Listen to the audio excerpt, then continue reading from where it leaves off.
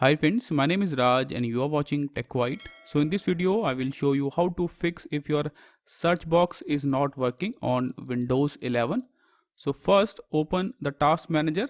So press Ctrl Shift and Escape key together to open the task manager. So here you can see the task manager. Then go to the last tab, services, just click on it. Now click on open services. Now you have to search for a service, Windows search,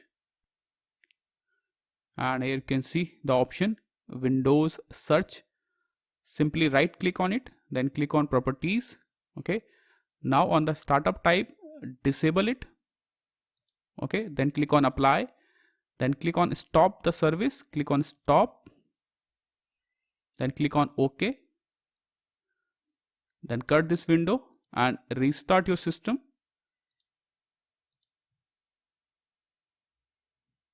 After restart, open the task manager again. So press Ctrl Shift Escape key together. Then go to the last tab, services, then click on open services. Now search for Windows services. Right click on it, then click on properties. On the startup type, change it to automatic. Then click on apply.